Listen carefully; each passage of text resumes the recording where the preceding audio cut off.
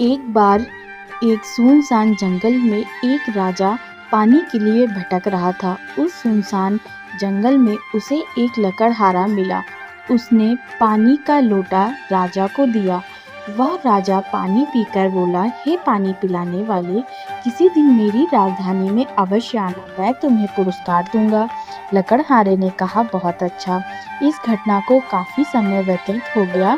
एक बार लकड़हारा एक दिन चलता फिरता राजधानी में जा पहुंचा और राजा के पास जाकर कहने लगा, मैं वही लकड़हारा हूँ जिसने आपको पानी पिलाया था। राजा ने उसे देखा और अत्यंत प्रसन्नता से अपने पास बैठाकर सोचने लगा कि इस निर्धन का दुख कैसे दूर करूं। फिर उसने सोच विचार करने के पश्चात चंदन का एक विशाल बाग उसको सौंप दिया। लकड़हारा भी प्रसन्न हो गया कि इस बाग के कोयले खूब होंगे।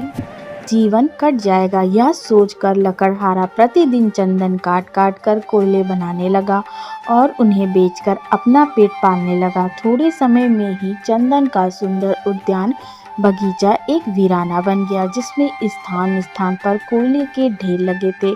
इसमें अब केवल कुछ ही वृक्ष रह गए थे जो लकड़हारे के लिए छाया का काम देते थे।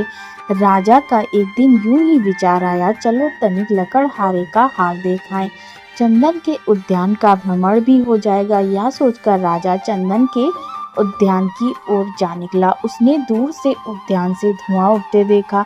निकट आने पर ज्ञात हुआ कि चंदन जल रहा है और लकड़हारा पास खड़ा है। दूर से राजा को आते देख लकड़हारे ने उसका स्वागत किया और आगे बढ़ा। राजा ने आते ही कहा, भाई, यह तूने क्या किया? लकड़हारा बोला, आपकी कृपा से इतना समय आराम से कट गया। आपने यह उद्यान देखकर मेरा बड़ा कल्याण किया। कोयला बना बना कर बेचता रहा हूँ। अब तो कुछ ही वृक्ष रह गए। यदि कोई और उद्यान मिल जाए तो शेष जीवन भी व्यतीत हो जाए। राजा मुस्कुराया और कहा, अच्छा, मैं यहाँ खड़ा होता हूँ। तुम कोयला नहीं प्रत्युत इस लकड़ी को ले जाकर बाजार में बेच आओ। लकड़हारे ने 2 गज लगभग 1.25 मीटर की लकड़ी उठाई और बाजार में ले गया। लोग चंदन देखकर दौड़े और अंततः उसे 30 रुपए मिल गए, जो कोयले से कई गुना ज्यादा थे। लकड़हारा मूल्य लेकर रोता हुआ राजा के पास आया और जोर जोर से रोता हुआ अपनी भाग्यहीनता स्वीकार करने लगा। भक्तों, इस कथा में चंदन का बाग, मनुष्य का शरीर और ईश्वर द्वारा दिया हुआ हमारा ये अनमोल जीवन है। हमारा एक एक श्वास हमारा चंदन का वृक्ष है, पर हम अज्ञानतावश इन चंदन को कोयले में तब्दील कर देते हैं। लोगों के साथ बैर, द्वेष, क्रोध, लालच, ईर्ष्या, मनमुटाव, आपसी धर्मों को लेकर खींचातान आदि की अग्नि में हम इस जीवन रूपी चंदन को जला रहे हैं। जब अंत में श्वास रूपी चंदन के पेड़ कम रह जाएंगे, तब एहसास होगा कि व्यर्थ ही अनमोल चंदन को इतना तुच्छ कारणों से हमने 2 कौड़ी के कोयले में बदल रहे थे।